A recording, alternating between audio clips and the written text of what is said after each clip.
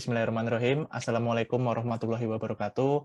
Selamat pagi, Bapak-Ibu sekalian. Jadi hari ini kita ketemu lagi ya, Ustaz, di kelas One Hour Online Training di Brandmatics. Nah, hari ini kita sudah sampai di episode ke-13. Nih, ke-13. Kita punya total itu 25 episode ya. Jadi ini sudah setengah session berjalan untuk di tahun ini untuk kelas 1H.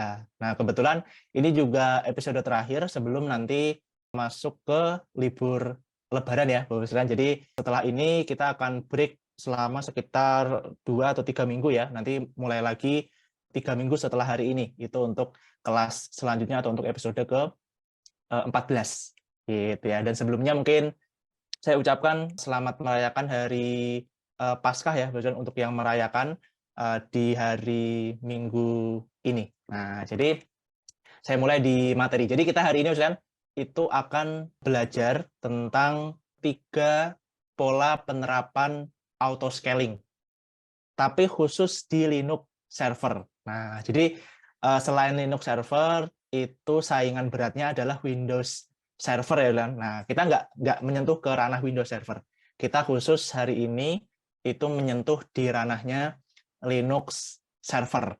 Gitu. Nanti saya jelaskan penerapan auto scaling ini. Gitu. Jadi dunia auto scaling itu sekarang cukup masif digunakan, Lan, karena sekarang ibaratnya satu server itu sudah nggak kuat untuk bisa menghandle permintaan ataupun request ataupun penggunaan dari aplikasi itu, gitu ya. Makanya kita butuh penerapan auto scaling, gitu. Jadi bisa naik otomatis, bisa turun otomatis. Nah, itu tuh konsep dari auto scaling. Nah, jadi mohon izin, nama saya Karno, Mas Dan. Nah, jadi yang pernah atau yang sering ikut training 1H, saya biasanya ditugaskan menjadi host. Nah, tapi hari ini tugasnya beda. Tugasnya jadi pemapar materi, gitu ya. Jadi hari ini 3 pola penerapan auto scaling. Nah, video-video rekaman untuk khusus kelas saya, kemarin saya sudah menyampaikan 2 materi. Pertama terkait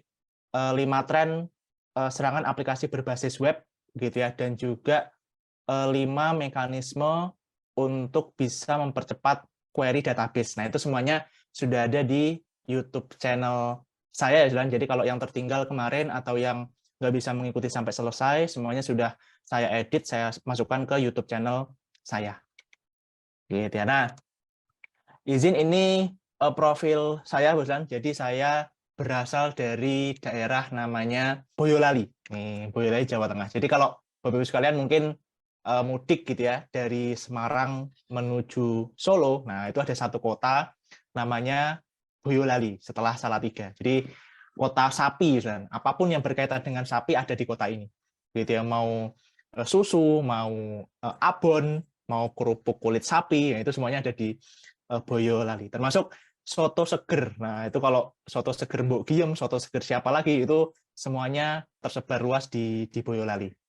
Gitu. Kemudian saya berkelana ke Salatiga dan untuk menempuh tingkat pendidikan SMK saya. Nah, saya masuk di jurusan Teknik Komputer Jaringan. Nah, ini di daerah Warak di kecamatan di Parikesit ya, dan di daerah Parikesit itu di SMK Negeri 2 Salatiga. Saya lulus tahun 2015, Kemudian S1 saya di Nusa Mandiri, kebetulan waktu itu sambil bekerja juga di Brandmatics, jadi kerja sambil kuliah gitu ya. Kuliahnya saya ambil malam waktu S1 gitu. Lulus tahun 2019, kemudian S2 saya di kampus yang sama, ambil ilmu komputer khusus penjurusan software engineering. Nah, gitu ya. Makanya nanti beberapa proyek saya termasuk nanti mekanisme auto scaling itu saya implementasikan di proyek pengembangan software yang saya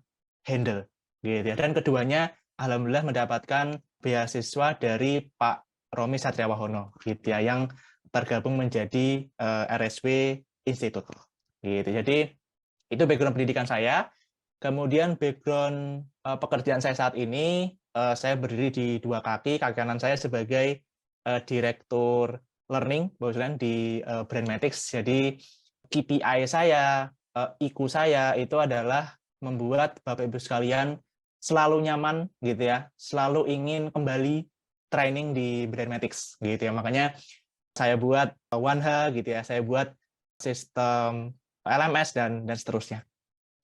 Gitu. Kemudian kaki kiri saya ada di Brand Dev gitu ya, PT Ilmu Komputerkom Brand Dev Sistema itu sebagai application architect dan juga developer. Nah, makanya saya nanti masuk ke lini direktorat namanya ID Software Engineering gitu ya, di sana untuk concern project-project saya. Jadi kalau mungkin Bapak sekalian pernah ikut kelasnya Pak Mulyana, nah itu Pak Mulyana adalah konsentrasinya di data science gitu ya. Atau pernah ikut trainingnya Mas Risa, nah itu masuk ke dalam Direktorat Enterprise Architecture. Nah kalau saya di Software Engineering. Kita masuk ke di materi. Nah jadi yang sudah download, jangan lupa download ya Bapak materinya di LMS tadi, ada di bab download slide materi. Nah jadi di dunia auto scaling, sekali lagi, yang belum paham tentang auto scaling itu adalah mekanisme menaikkan atau menurunkan server secara otomatis, gitu ya, secara auto, gitu ya, secara otomatis, gitu ya, tanpa harus kita klik sana sini, gitu. Jadi yang menentukan ya si servernya itu sendiri, gitu. Nah di dunia ini ada tiga pola, gitu ya. Yang pertama disebut vertical scaling. Jadi vertikal kan, kalau misalkan lupa vertikal itu yang mana sih Mas? Vertikal itu dari atas ke bawah, dari bawah ke atas. Gitu. Makanya kalau kita sering dengar peribahasa atau puisi, hubungan vertikal antara kita dengan Tuhan. Nih, jadi dari kita naik ke atas, gitu ya, langsung dengan Tuhan. Nah, vertikal dari bawah ke atas. Artinya apa Mas Karno? Kita naikkan, kita turunkan spesifikasi servernya. Itu disebut vertical scaling. Spesifikasi itu bisa RAM-nya kita naikkan, bisa CPU-nya kita naikkan, clocking time-nya, gitu ya, megahertz-nya kita bisa naikkan, atau storage-nya. Nah, storage-nya, penyimpanannya, gitu ya, itu bisa kita naik, turunkan. Itu disebut vertical scaling. Ingat garis vertikal kan? Garis vertikal adalah dari bawah ke atas, dari atas ke bawah. Itu vertikal. Gitu ya. Yang kedua, horizontal scaling. Garis horizontal. Nah, garis horizon, garis dari kiri ke kanan. Nih, beda dengan kalau vertikal itu dari atas ke bawah, dari bawah ke atas. Kalau horizon itu dari kiri ke kanan atau dari kanan ke kiri. Garis horizontal. Nih, makanya banyak yang nyebut garis khatulistiwa adalah garis horizon bumi. Nah, karena garis khatulistiwa itu membelah bumi menjadi dua, bagiannya atas dan bawah. Garisnya itu muteri bumi, gitu ya. Jadi dari kiri ke kanan. Itu horizontal scaling, gitu ya. Makna kata horizontal. Nah, horizontal scalingnya itu apa? Adalah kita tingkatkan jumlah servernya. Beda kan? Beda. Jadi kita jejer servernya dari kiri ke kanan 1, 2, 3, 4. Nah, itu sebutannya horizontal scaling. Kita tambahi lagi servernya. Beda kan? Kalau vertikal, kita naik turunkan spesifikasi servernya, speknya. Kalau horizontal, itu dari kiri ke kanan, gitu ya, kita tambahkan, oh, 1 server, 2 server, 3 server, 4 server. Nah, itu disebut horizontal scaling. Kita tambahkan jumlah servernya. Jadi bukan hanya 1, tapi mungkin 4, mungkin 5, dan seterusnya. Beda ya, kalau ini kita naikkan speknya, kalau yang ini kita tambahkan jumlah servernya. Yang ketiga, predictive scaling. Ini dari kata prediksi. Nah, jadi kalau pernah dengar predictive policing, nah kalau di dunia Polri itu ada satu jargon mereka adalah presisi, pre-nya itu adalah predictive policing, predictive scaling. Jadi di sini pola auto scalingnya bisa menambah mengurangi server, bisa menambah mengurangi spek itu berdasarkan data historis. Gitu ya. Di jam 8 pagi itu trafficnya tinggi karena orang mulai kerja, orang mulai absen. Dong, langsung. Nah, di sana server sudah siap untuk men-setting itu dengan mekanisme predictive scaling. Nah, secara umum nanti 3 ini yang akan kita bahas, bosan, gitu ya di hari ini. Nah, pertama, sekali lagi kita kunci area kita di Linux ya kan, di Linux server. Jadi ini mungkin tidak bisa diterapkan atau mungkin ada cara lain bisa diterapkan di Windows Server. Tapi sekarang bahasan dari saya itu spesifik di Linux Server terlebih dahulu. Nah, pertama, ada satu website, ada satu organisasi namanya Trulis. Dia setiap tahun itu membuat rekap grafik penggunaan operating system, gitu ya. Nah, di sini mereka membuat satu kajian bahwa kira-kira developer itu OS-nya apa sih? Nih, developer, professional developers di dunia ini itu pakainya OS-nya apa? Nah, Trulis menyampaikan di 2022 kemarin, 2023 belum keluar kan? Karena kita masih di awal tahun ya. 2022 itu mayoritas pakai Windows, gitu ya. Termasuk ya saya juga developers pakainya masih Windows kan, gitu ya. Untuk OS di laptop saya, gitu ya, di komputer saya, gitu ya. Mendekati posisi kedua adalah Linux, 47%. Nah, penjelasan dari Trulis, mereka menyebut bahwa orang yang pakai Linux itu biasanya developers, iya, server administration juga iya. Nah, jadi dia sekaligus ngoprek-ngoprek misalnya konfigurasi apa yang pas untuk servernya dia, makanya dia sekaligus pakai Linux, misalnya, gitu, pakai Linux. Nah, yang mengejar di posisi ketiga itu adalah Macintosh, macOS, gitu ya, pakai MacBook dari Apple itu muncul di nomor 3 karena itu satu paket kesatuan dan antara MacBook-nya sama macOS-nya, apalagi sekarang ada Apple Silicon-nya, gitu ya, M1, M2, M1 Max, M1 Pro, nah, itu jadi satu kekuatan yang dimiliki oleh Apple, gitu ya. Nah, ini untuk professional developers, gitu ya, untuk professional developers. Untuk di website, di web apps, gitu ya, Trulis juga menyampaikan satu grafik ini, ya, bahwa overall website di dunia ini, overall web apps di dunia ini, 39,2% itu pakainya Linux server.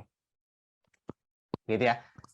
Overall, seluruh website di dunia ini, gitu ya, rata-rata 39,2% itu pakai Linux. Nah, Trulis bagus. Itu kan overall. Gimana kalau kita potong dong? Gitu ya, kita potong top 1 million. Top 1 juta situs yang paling teratas pengaksesnya di dunia ini, itu berapa persen sih? Nah, ternyata kan 1 juta website yang sering diakses di muka bumi ini, 45,4% itu servernya menggunakan Linux. Dipangkas lagi sama Trulis, dong, gitu ya, sampai di top 1000, top 1000. Hampir menyentuh angka 50%. 49,4%, hampir 50% situs yang ada di dunia ini, top 1000-nya, gitu ya, top 1000-nya yang ada di atas itu menggunakan Linux, gitu. Nah, ini grafik rekap dari Trulis. Nah, sudah saya siapkan juga linknya di bawah, gitu ya. Makanya di sini saya concern menggunakan Linux karena Linux sudah semasif ini digunakan untuk pengembangan aplikasi berbasis web.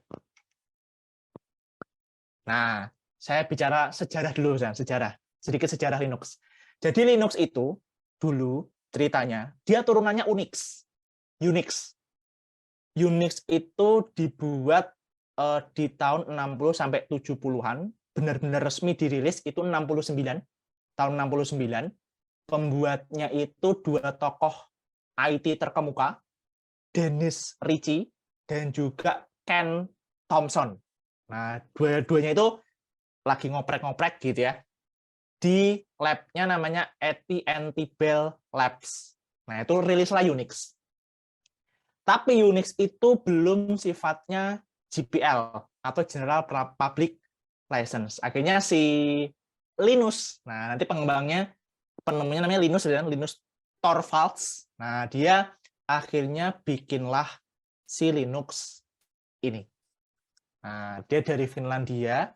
Goals-nya adalah supaya si Linux ini bisa multitasking, multi-user, dan bisa bebas dikembangkan oleh siapapun. Makanya kalau misalkan sekarang dengar distro Linux, distribution Linux, itu banyak misalkan.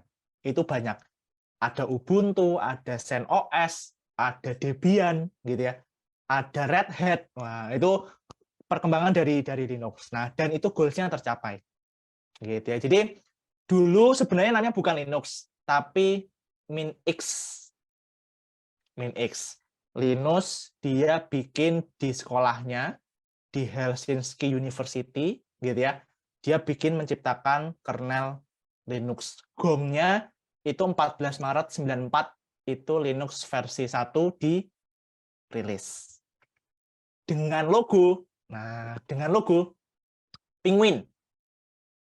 Logo ini dinamakan Lux, gitu ya, dinamakan Lux. Yang desain namanya Larry Ewing.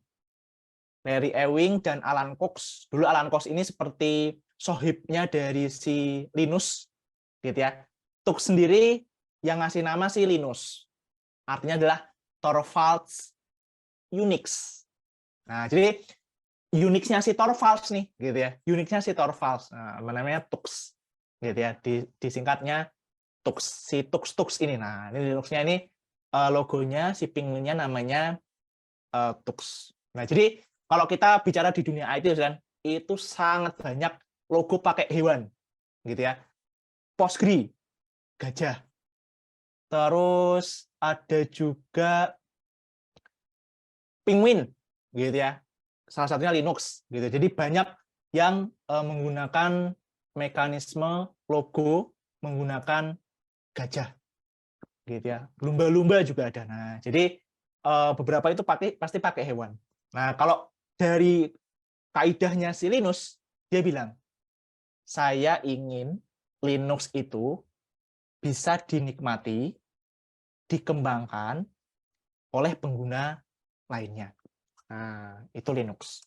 Makanya sekarang auto scaling pun itu diawali dari penerapannya ada di Linux, gitu ya. Jadi ini disebutkan oleh Linux di tahun 92 waktu dia ngoprek-ngoprek membuat si Linux.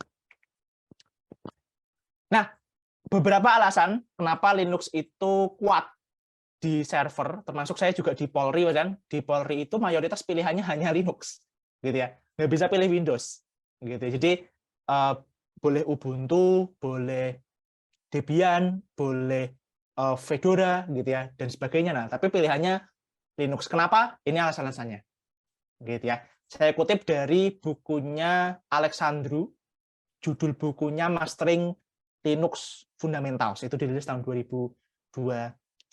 Terutama kalau saya merasakan sebagai developers, itu yang poin terakhir.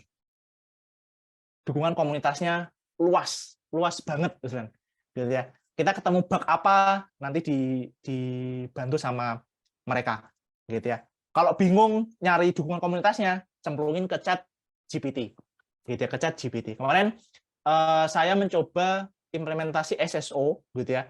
Itu saya full disupport sama chat GPT, gitu ya. Walaupun si chat GPT nggak 100% benar, gitu, tapi kita butuh mensupport dia. Oh, salahnya di sini loh. Kita cemplungkan ke sana, nanti diperbaiki sama mereka. Nah, nanti bisa beres, gitu ya. Nah, ini beberapa alasan kenapa Linux digunakan, gitu ya, di lingkungan server. Linux architecture. Nah, jadi kan kalau kita baca di beberapa textbook, Linux itu berawal dari dua arsitektur, yang mana dibagi menjadi dua. Ada area untuk user, disebut user space.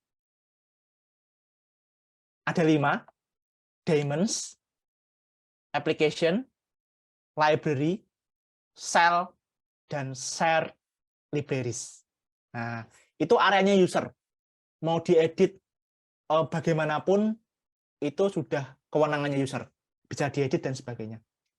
Ada areanya kernel. Kernel space. Kernel itu sendiri, drivers, dan juga hardware. Nah, itu sudah areanya si kernel.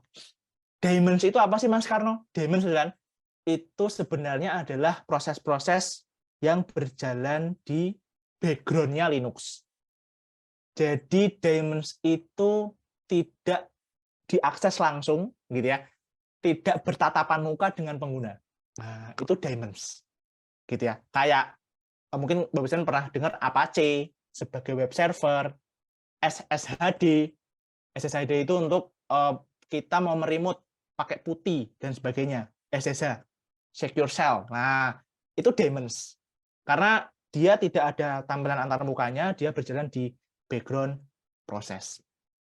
Nah, kalau LibreOffice, Mas Karno, terus Google Chrome, terus Mozilla, itu apa, Mas Karno? Itu application. Jadi bisa diakses, bisa terpampang nyata, gitu ya, dilihat oleh pengguna. Itu namanya application. Yang ketiga, library. Itu sama seperti di Windows, gitu ya, atau kita kalau ngoding pakai library, bisa kita pakai template-template library-nya. Nah, itu libraries. Shell itu untuk kita biasanya CMD, command prompt. Nah, itu shell. Share libraries itu adalah library-library yang bisa di-download dari luar. Nah, itu share libraries. Gitu ya.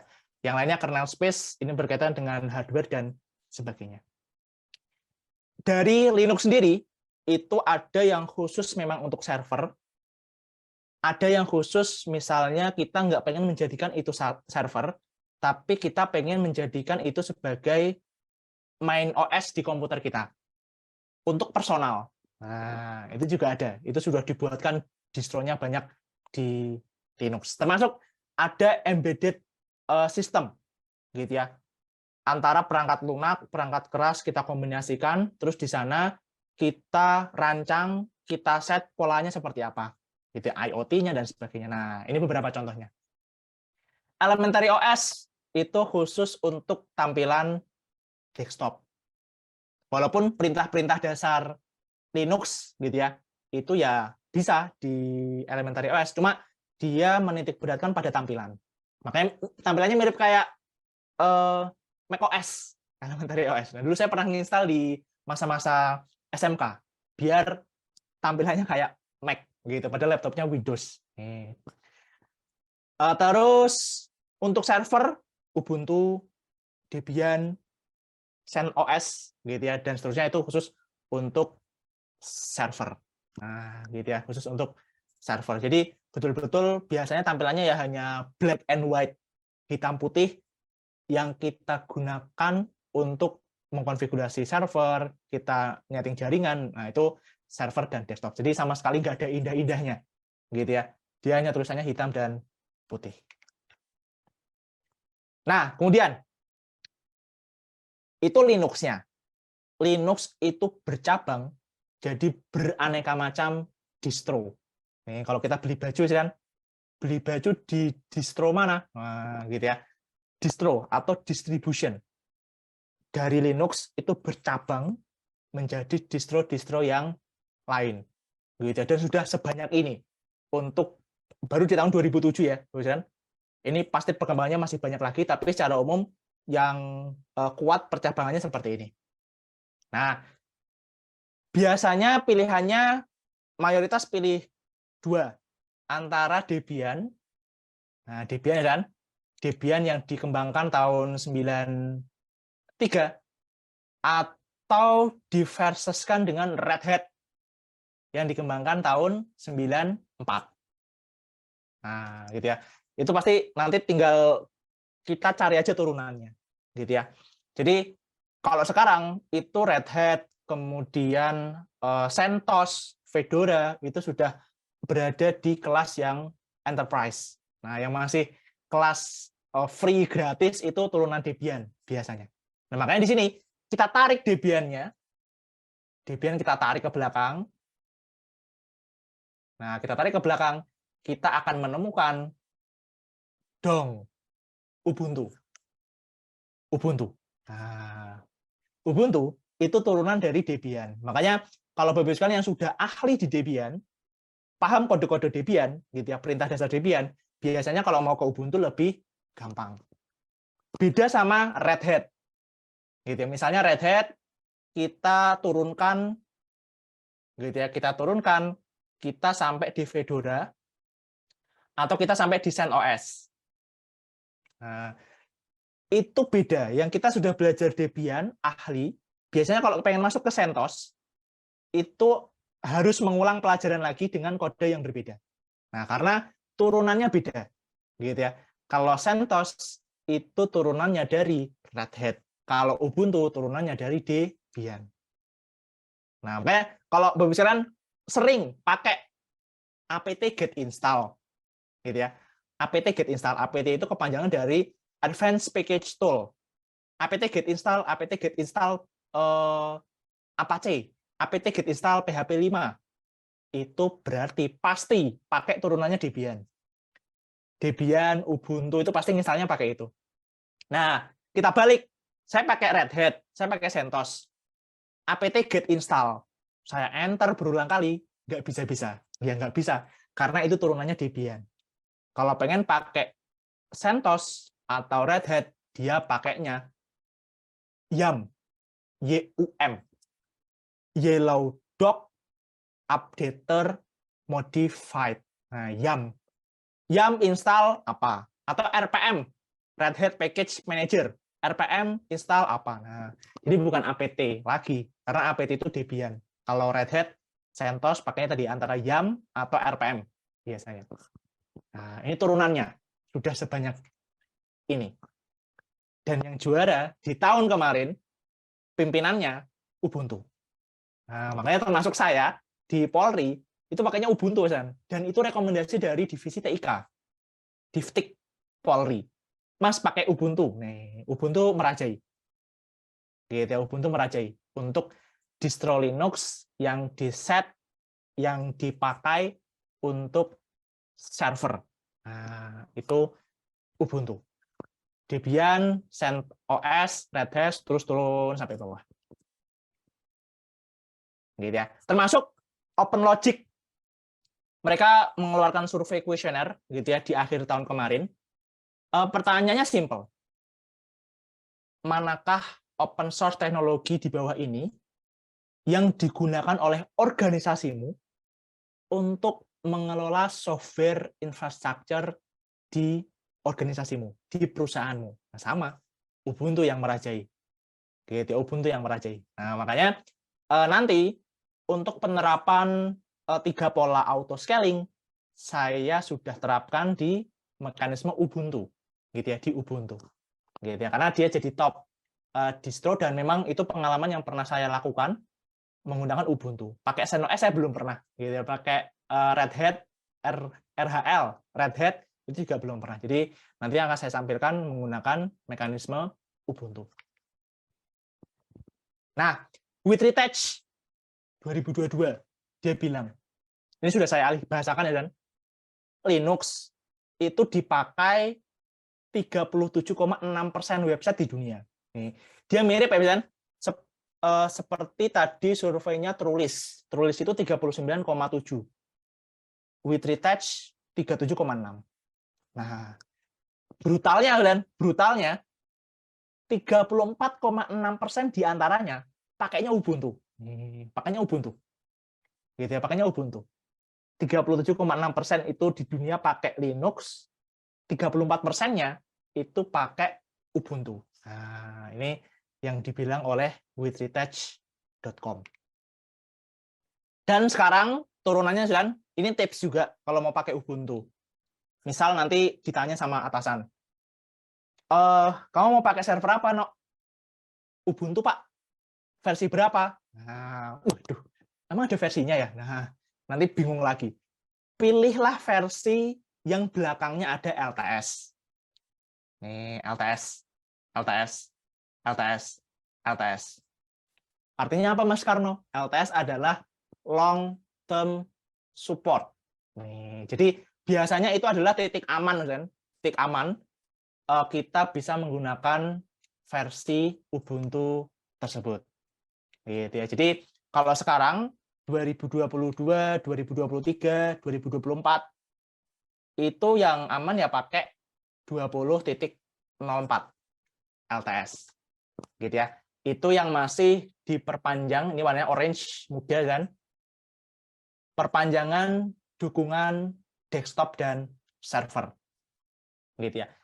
Mau pakai 18.04 ya is okay, nggak masalah. Gitu. Dia masih disupport kok. Tapi hanya sampai di pertengahan tahun 2023 ini. Tapi security patch-nya itu masih jauh. Masih sampai 2028. Nah, gitu ya. Jadi kalau ditanya mau pakai versi apa, no? Oh, izin Pak, versi 20.04. Kenapa? Karena dia LTS. Jawabnya simple, gampang. Gitu ya. Sekarang sudah di 20.04 LTS untuk versi Ubuntu. Nah, servernya ada dua. Sifatnya CLI, command line interface, hitam putih, black and white, nggak ada bagus-bagusnya, gitu ya. Semuanya pakai shell command, gitu ya. Diketik pakai keyboard, gitu ya. Yang seneng pakai keyboard mechanical itu pasti asik pakai ini, karena berisik, gitu ya. Cetak-cetok, cetak-cetok. Nah, itu pakainya command line interface, itu good.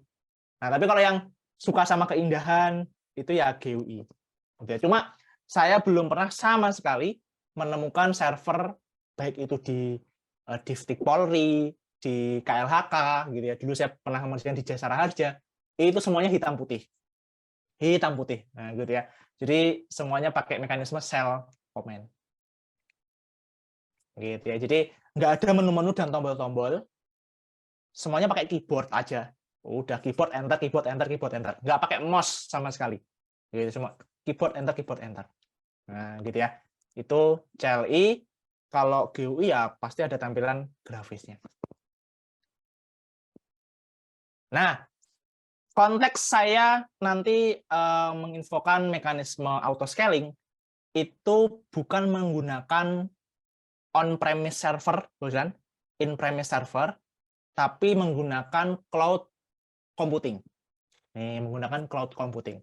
Karena beberapa fitur, terutama yang predictive scaling, gitu ya, itu penerapannya nanti saya pakai punyanya AWS Cloud, gitu ya. Jadi bukan saya miliki di in-premise server. Termasuk Brandmatic sekarang sudah nggak ada in-premise server, semuanya kami cloud-kan, gitu ya, kami cloud-kan. Karena apa? Bisa jadi kan kita punya server gitu ya, in-premise server, terus data center di kantor itu nggak standar. Kan itu ada standarnya kan, kayak di menara cyber suhunya harus dingin, terus ada UPS gitu ya, kalau mati lampu bahasa Jawanya kalau oglangan gitu ya, ada UPS-nya, security-nya harus ketat. Nah, gitu ya. Kalau nggak kayak gitu kan, nanti ditaruh di kantor kita mati lampu, domainnya ada di situ. Waduh, dong. Seluruh dunia nggak bisa ngakses server kita itu, gitu ya. Nah, itu bahayanya kalau in-premise. Makanya di 2014-an gitu ya, itu mulai masif datang cloud computing. Sekarang sudah merajalela vendor-vendor cloud. Ada ID Cloud Host, Biznet Geo, Keywords, dan sebagainya. Itu sudah masif berkembang di Indonesia. Tapi bermulanya di 2014-an. Gitu ya. Sebenarnya apa sih cloud computing, Mas Karno? Nah, saya kutip dari bukunya Srinivasan. Dia bikin buku 2014 itu, judul bukunya Cloud Computing Basic. Nih, dia bilang, cloud computing is nothing but availability of processing power, storage, and application deliver on demand to the customer over the internet. Over the internet.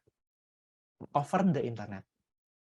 Nah, karena sekarang kecepatan internet ya sudah lumayan ya, kan? 4G, terus sudah mulai masuk 5G, terus kabel fiber optik juga sudah kencang. Nah, makanya muncullah mekanisme cloud computing ini. Sebenarnya mekanismenya sama-sama seperti in-premise, hanya saja ada kata-kata Srinivasan mengutip atau dia bilang over the internet, lewat internet. Dia bilangnya seperti itu. Makanya gambar sederhananya ya seperti ini, gitu ya. Kita punya seperangkat komputer, sifatnya cloud, logonya awan, gitu ya, logonya awan. Ada server, ada application, ada storage. Diaksesnya lewat mana, Mas Karno? Lewat internet. Masuk ke router, masuk ke switch, sampai kita bisa akses di komputer kita. Itu sederhananya, gitu ya. Yang mana dulu server fisik, nah, makanya ada in-premise, ada cloud, gitu ya. Kalau mau dibuat berantem, misalkan, itu ada cloud, ada in-premise. Nah, kalau in-premise, dia di kantor kita, gitu ya. Dia di ruangan kita, yang mana ruangannya nggak terstandar, gitu ya. Pakainya AC biasa, nanti suhunya bisa naik dan sebagainya. Nah, itu kan bikin panas, suhunya tinggi, jadi down. Cloud computing. Gitu. Jadi apapun yang kita akses, gitu ya, mau storage, mau application, itu di-deliver berdasarkan atau menggunakan internet. Nah, ini pengertian cloud computing. Nah, cloud computing itu biasanya kalau di sekarang, misalnya buka atau mungkin coba-coba ID Cloud Host, Business Geo, Google Cloud Platform, GCP, atau Microsoft Azure, biasanya kita diminta membuat VM. Membuat VM. Virtual Machine. Gitu ya. Jadi cloud computing, dia diakses lewat internet. Di dalam cloud computing, itu biasanya memanfaatkan konsep VM. Gitu ya. Makanya salah satu kelas kami yang cukup tinggi juga adalah VMware vSphere. Nih, gitu ya. Jadi bikin VM-nya pakai VMware. Nanti ngelolanya pakai VMware vSphere. Nah, gitu ya. Jadi ini mekanisme teknologi cloud saat ini. Nah, dan nanti kita bisa mengakses storage. Makanya kalau misalkan sebenarnya secara tidak langsung kita sudah pakai cloud computing, gitu ya. Kalau di kita di Windows, saya pakai Microsoft, di dalam sudah ada OneDrive. Nah, OneDrive itu sebenarnya implementasi dari cloud computing. Gitu ya. Kalau kita nggak bisa mengakses pakai internet, kita nggak punya internet, dong, terputus.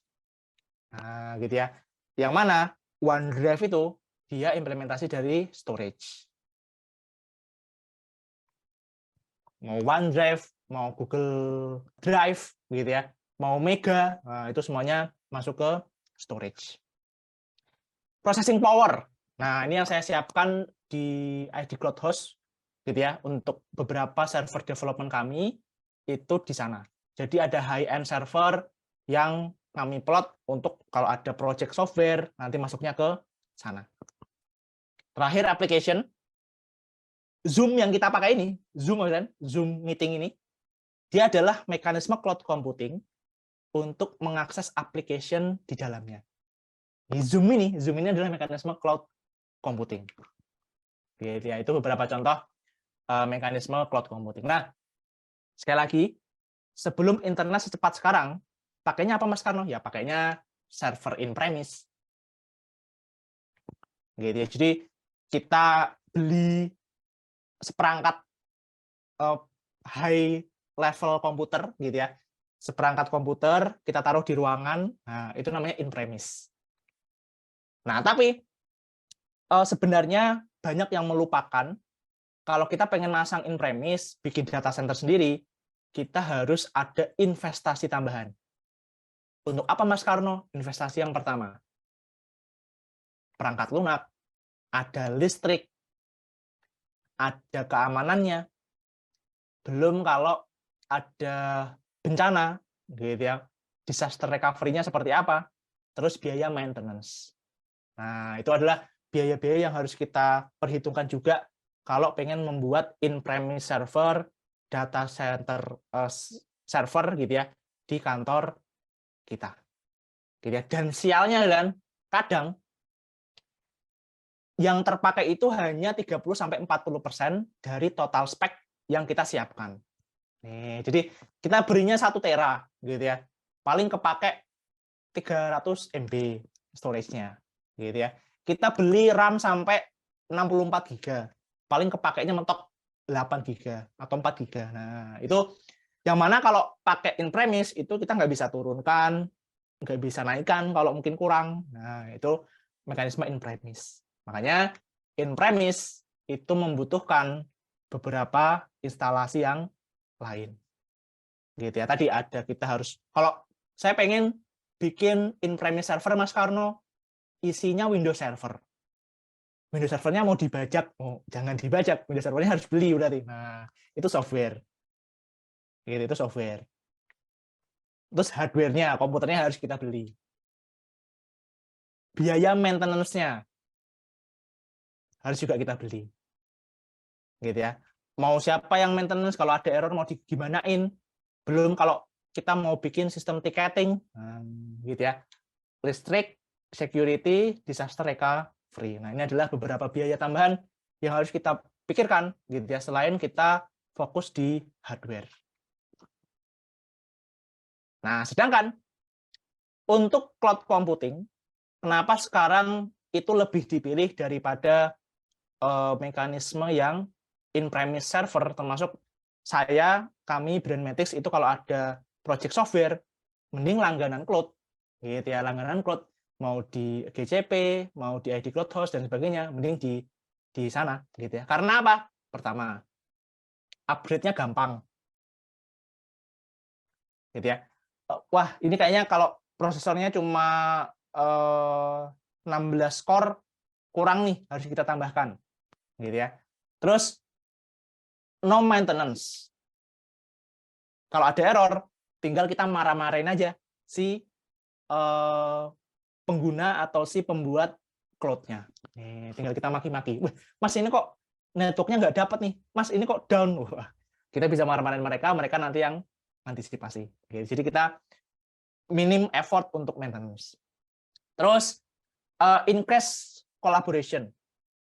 Mau di remote oleh beberapa pihak, bisa dari luar, gitu ya. Dan yang paling utama, pay as you go. Apa yang kamu gunakan, ya itulah yang kamu bayar. Saya cuma pakai Mas Karno, RAM-nya cuma 6 GB. Oh ya udah, 6 GB aja bayarnya. Tidak seperti in-premise server yang mana kita harus membeli mungkin sekitar 64 GB gitu, padahal kepakainya cuma 6 GB. Nah, ini benefit dari cloud computing. Gitu ya. Dan cloud computing berkembang misalkan gitu ya, yang diciptakan di awal tahun 1960-an gitu ya, dari project IBM, kemudian logonya awan itu di set tahun 1977. Nah, sampai sekarang sudah berkembang, ada Microsoft Azure, ada Amazon Web Service, ada Google Cloud Platform, itu 3 jagoan ya dan di bidang cloud gitu ya. Sampai sekarang ada istilah content delivery network, market boom. Nih, jadi contohnya kayak, oh kita iklan nih di TikTok, kita iklan nih di Facebook. Nah, itu salah satu mekanisme CDN di bidang cloud computing. Itu konsepnya. Dan tadi sempat saya ceritakan bahwa sebenarnya cloud computing itu adalah cucunya dari mainframe, dari komputer server in-premise. Dari mainframe revolution, gitu ya. Kalau Bapak sekalian mungkin pernah nonton filmnya Alan Turing, gitu ya, Imitation Game. Nah, itu dia bikin mesin Turing segede ruangan kan. Terus dia membuat Turing test gitu ya, membuat mesin Turing untuk mengenkripsi pesan Enigma gitu ya di filmnya tersebut. Terus turun jadi PC turun jadi cloud ini. Nah, gitu ya. Makanya sekarang tinggal langganan cloud gitu ya. Nanti bisa bayar pakai OVO, pakai GoPay gitu ya. Nah, itu jadi salah satu pilihan yang saat ini digunakan. Nah, terus misalkan perbandingan biaya cloud nih kalau di Indonesia gitu ya. Misalnya misalkan saya pukul rata. CPU-nya 1 core, memorinya 1 GB, storage-nya 25 GB, transfernya 1 tera. Gitu ya, bandwidth-nya 1 tera. Nah, ini perbandingan biayanya, Jelan. Gitu ya, perbandingan biayanya. Nah, walaupun saya sebenarnya tidak berniat untuk menjual ID Cloud Host, nah, tapi memang yang dipakai oleh Brand Metis setelah saya survei di beberapa produk lokal, gitu ya, itu yang murah ID Cloud Host, gitu ya. Dan sejauh ini pelayanannya juga oke, gitu ya. Jadi kalau ada error kita bisa chat, gitu ya, biar cepat ditangani.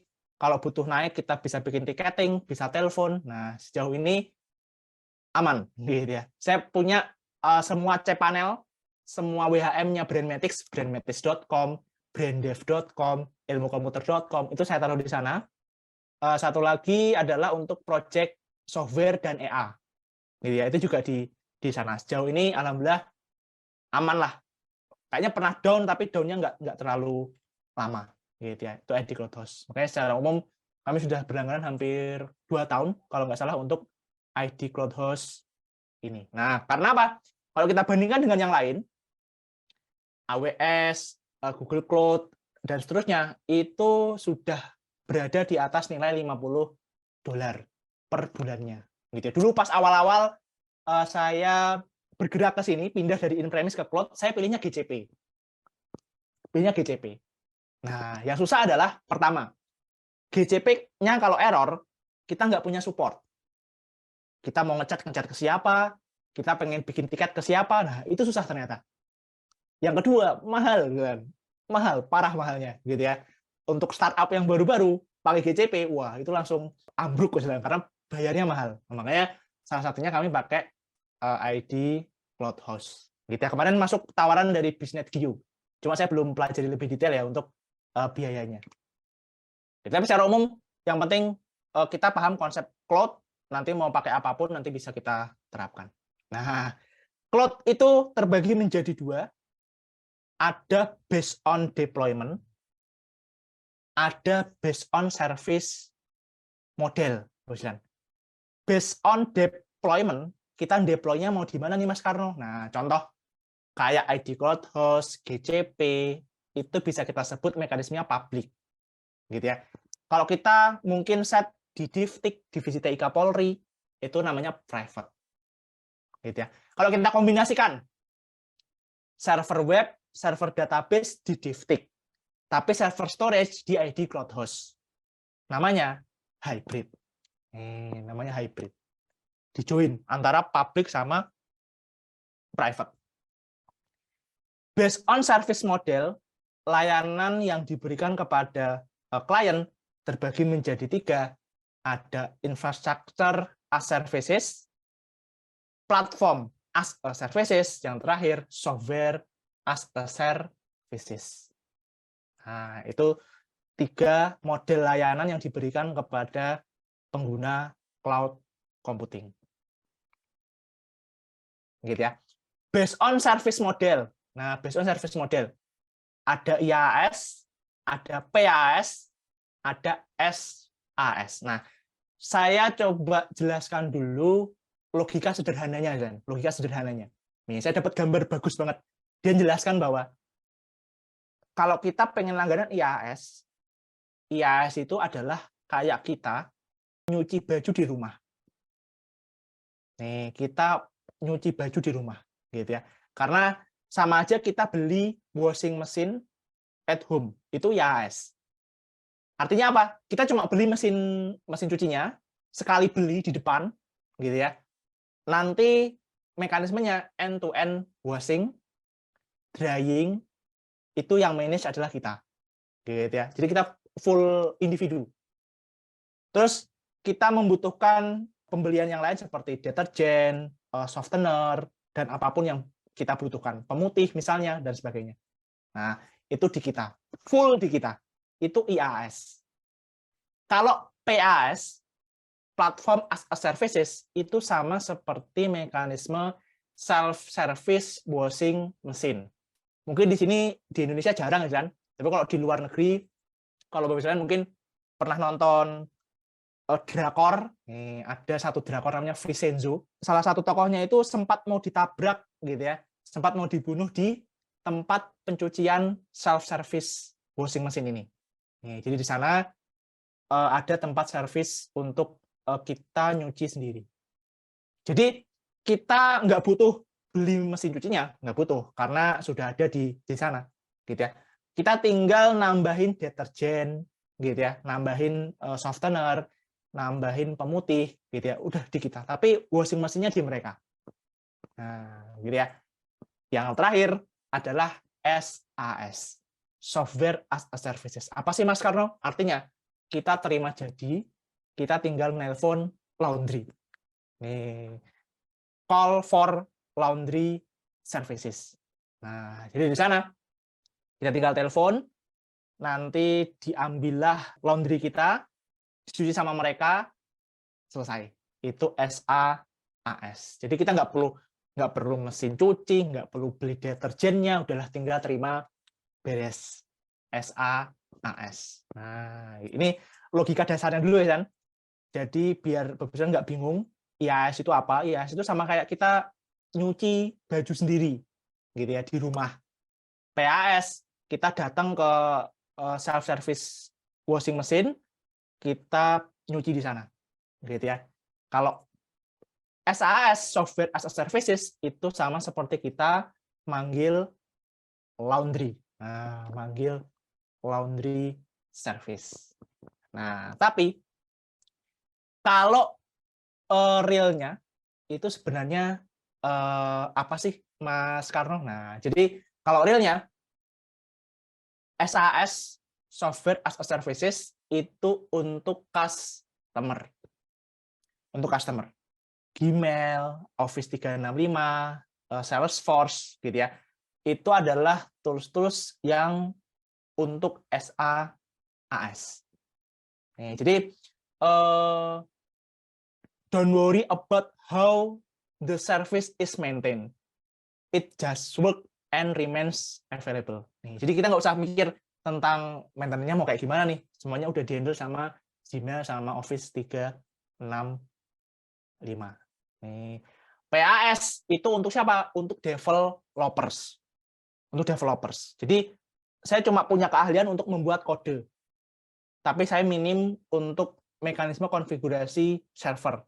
Nah, makanya dia bilang, don't worry about provisioning, configuring, or understanding the hardware or OS.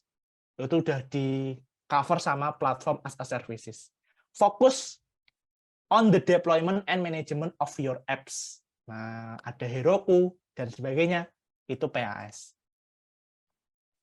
For administrator, for server administrator, full, itu ya yang bawah, IaaS, Infrastructure as a Services. Jadi, kita semuanya ada data center, ada VM kita. Nah, semuanya kita langgankan, kita pilih yang IaaS for admin.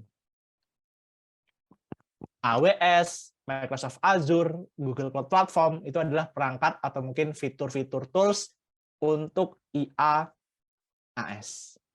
Jadi inilah konsep segitiga service model gitu ya, yang bisa kita gunakan untuk di bidang cloud computing. Makanya tadi saya bilang SaaS itu sama seperti kita laundry. Kita terima beres, tinggal ngirim email, dapat email, udah. Kita nggak perlu mikirin server emailnya, gitu. Itu sudah dibikin sama Gmail, gitu. Dan seterusnya. Tadi ada PaaS, ada IaaS. Nah, kalau saya breakdown, sebenarnya responsibility dari mesin untuk kita masang web atau mungkin masang aplikasi ini pembandingannya. Ada IaaS, berarti ada application-nya, data, runtime, middleware, OS, itu di sisi kita. Gitu ya, di sisi kita. Gitu. Jadi kalau virtualization, server, storage itu ada di sisi mereka. Gitu ya. Si pengembang atau si pembuat cloud computing. PaaS. PaaS kita hanya fokus di aplikasi dan data. Clear, selesai. Runtime sampai networking itu di urusannya penyedia cloud. Kalau SaaS udah kita nggak usah ngurusin apapun, kita tinggal pakai, kita tinggal pakai aplikasinya. Jadi nggak usah bikin lagi, nggak usah ngolah-ngolah lagi servernya dan sebagainya. Nah, ini adalah perbandingan responsibility antara on-premise itu full, yang biru itu kita, yang beli model service-nya si cloud. Kalau yang orange itu disediakan sama si penyedia cloud-nya. Gitu ya. Jadi ada on-premise, IaaS, PaaS sama SaaS. Nah, contohnya yang masif saat ini digunakan SaaS ya Zoom yang kita pakai, Microsoft Office 365, Dropbox, Salesforce, Google Workspace, itu semuanya adalah konsep dari fitur-fitur atau mungkin tools-tools aplikasi-aplikasi yang termasuk SaaS. PaaS itu ada Heroku, Google App Engine, Amazon Web Service, Elastic Beanstalk.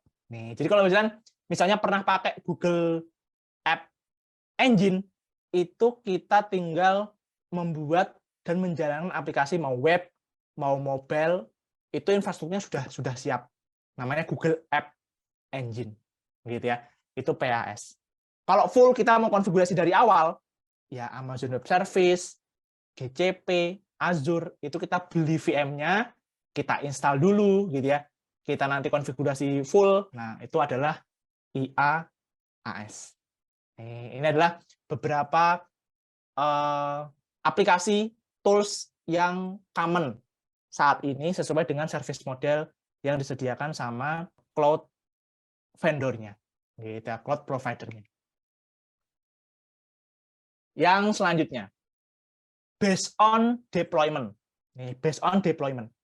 Cara kita mendeploy, cara kita masang ke server, gitu ya. Servernya mau kita gimana kan nih? Nah, itu ada public, ada private, ada hybrid. Analogi logisnya dulu. Nih, public. Public itu sama seperti kita naik bis. Seperti, kita langganan nih di ID Cloud Host atau di vendor-vendor cloud yang lain secara public. Artinya apa? Kita akan sharing dengan yang lain. Kita kan naik bis sharing ya dengan yang lain. Terus ini yang paling murah. Kita dari sini mau mudik ke Boyolali tadi, gitu ya. Naik bis adalah pilihan yang paling murah. Nggak perlu maintenance. Nggak perlu maintenance. Kalau ada kerusakan ya yang handle provider bisnya. Itu public. Private. Sama kayak kita beli mobil sendiri. Private car. Nah, tadi saya sempat sampaikan.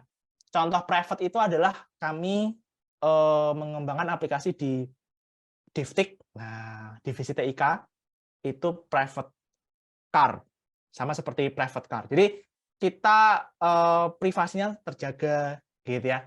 Kita fleksibel gitu ya. Mau naik turunkan, mau kita ubah-ubah mobilnya itu sesuai dengan terserah kita karena private car gitu ya.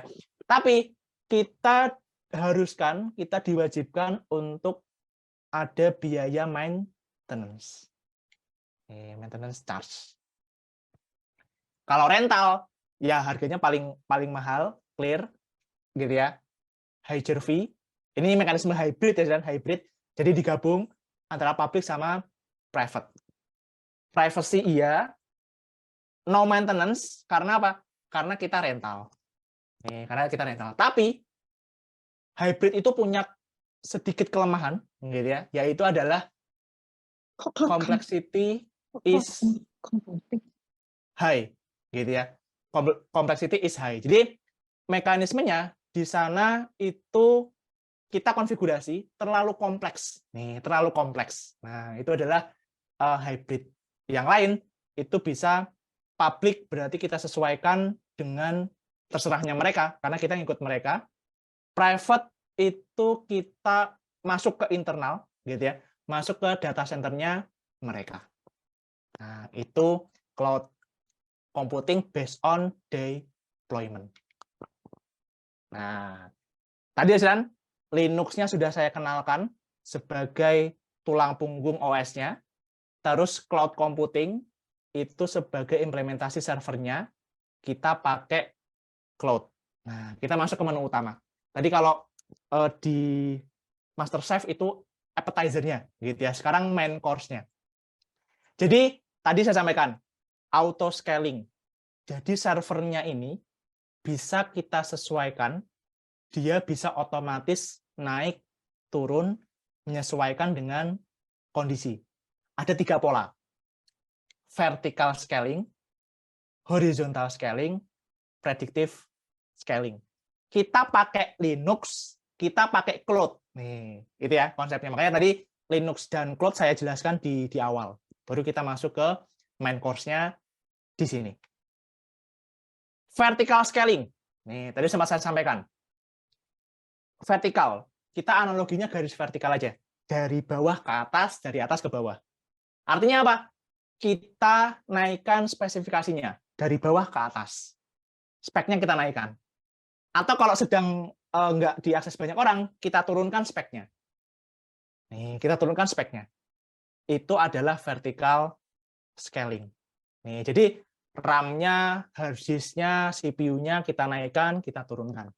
Tapi servernya cuma satu. Nih, servernya cuma satu. Makanya di sini saya analogikan gambar sederhana.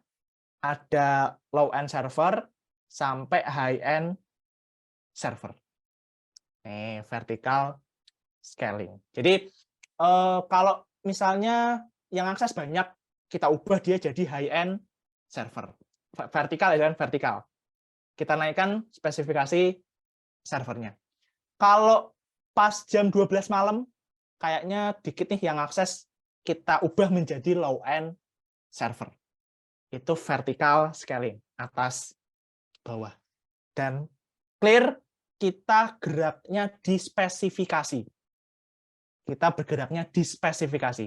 Nih, itu vertical scaling. Nah, makanya nanti akan ada kondisi kok harganya nggak menentu ya. Setiap bulan saya Januari bayarnya di ID Cloud Host itu per bulan 50.000. Bulan Februari naik 70.000. Nanti kemungkinan besar ini bulan April mungkin akan turun gitu ya. Jadi 40.000 atau 30.000. Karena apa? Karena kita terpotong dengan libur Lebaran. Nah, mungkin di sana dia akan bertahan cukup lama di mid end atau di low end. Nah, itu vertical scaling. Nanti akan berdampak di harga biasanya. Nah, salah satu tools yang bisa digunakan atau mekanisme yang bisa digunakan untuk penggunaan vertical scaling adalah menggunakan Kubernetes VPA. Kubernetes Vertical Pod Auto Scaler. Nah, sebenarnya Kubernetes itu punya dua kan, punya VPA sama punya HPA.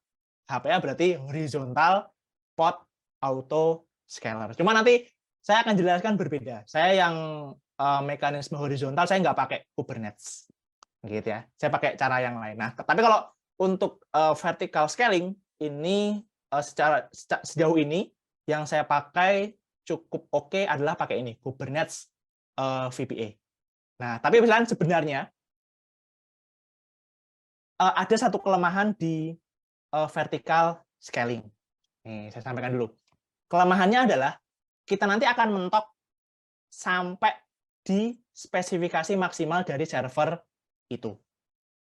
Nah, saya sudah buat pakai Kubernetes VPA dan itu sudah mentok sampai atas, gitu ya. Waktu itu pakai GCP malah. Kalau nggak salah mentoknya itu di 96 core, gitu ya, RAM-nya 64 GB, storage-nya masih aman lah, storage-nya masih sekitar 500-an GB.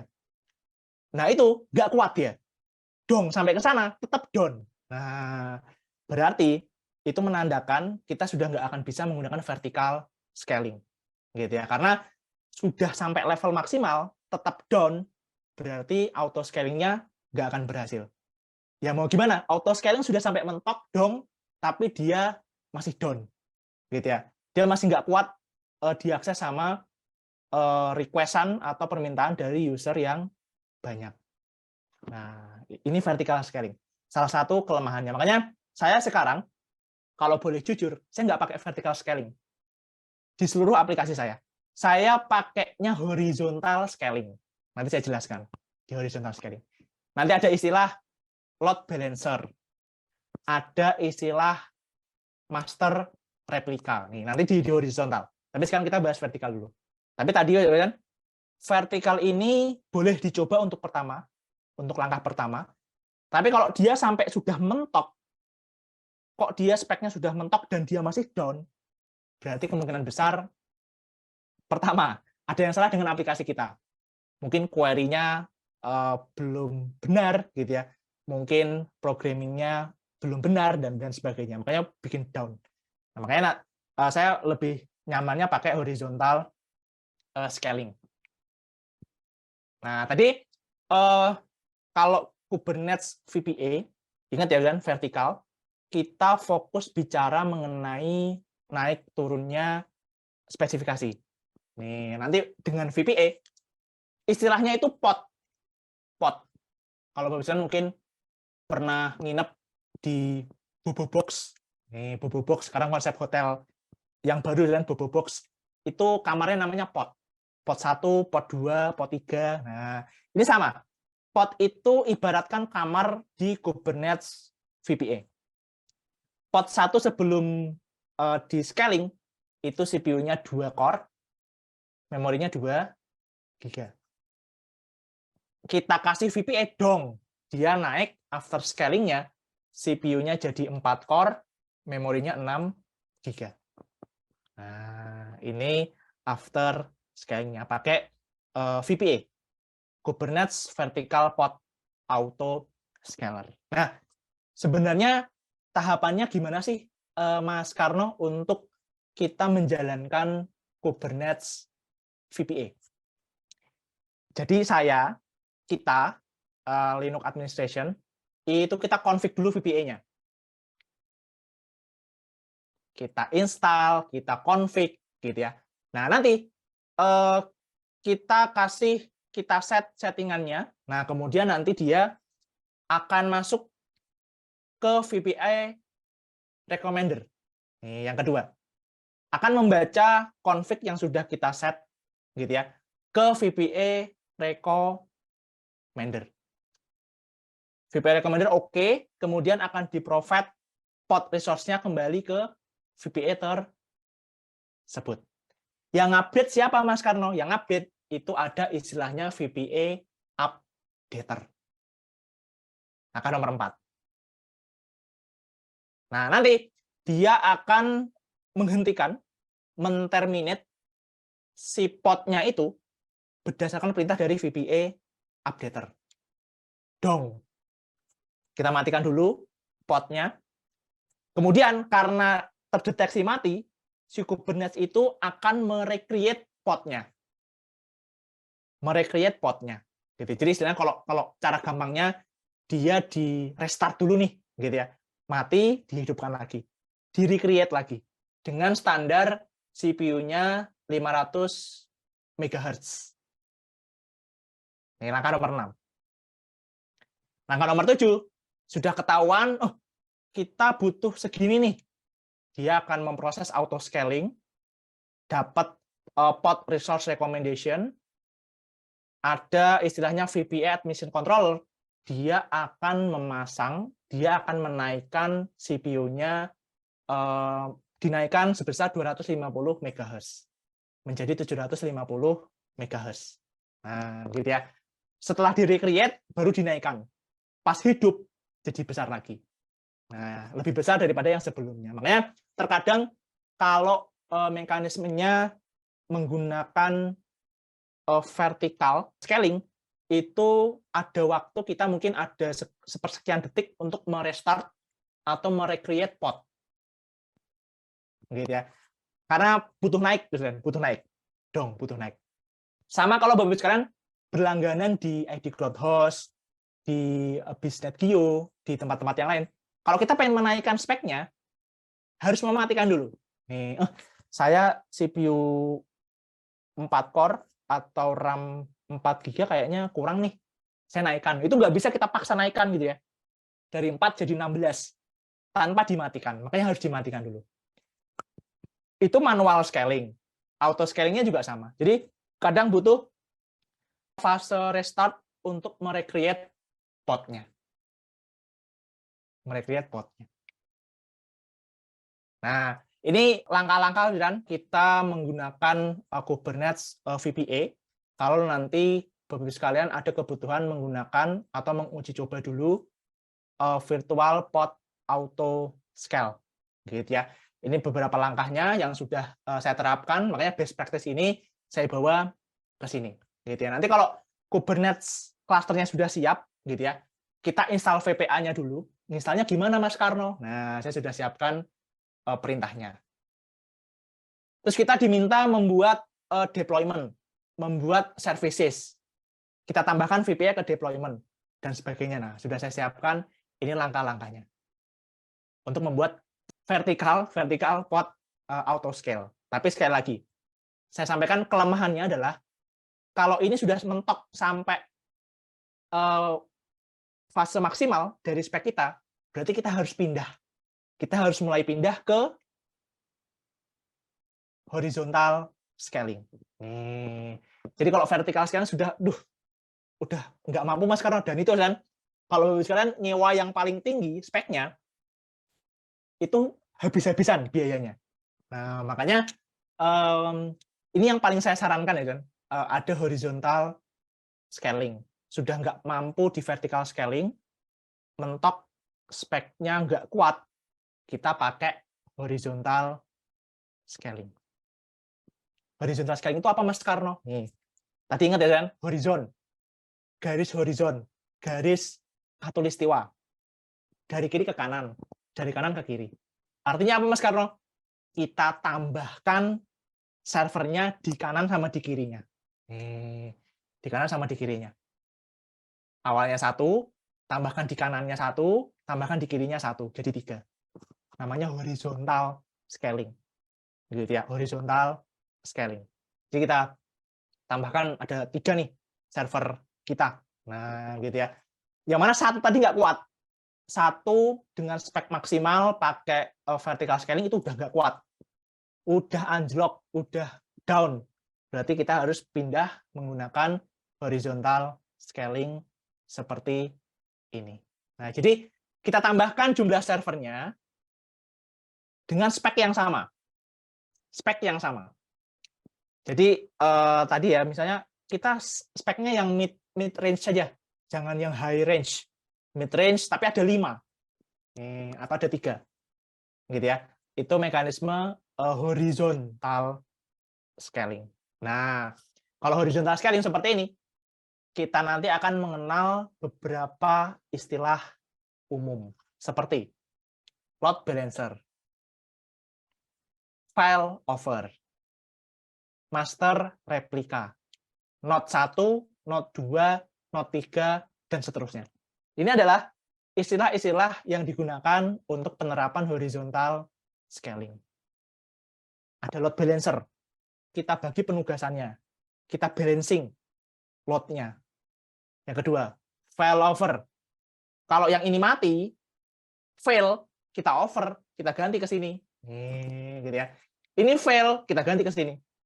Jadi situs kita akan terjaga uptime-nya, nggak down sama sekali, gitu ya. Karena ada file over di sana.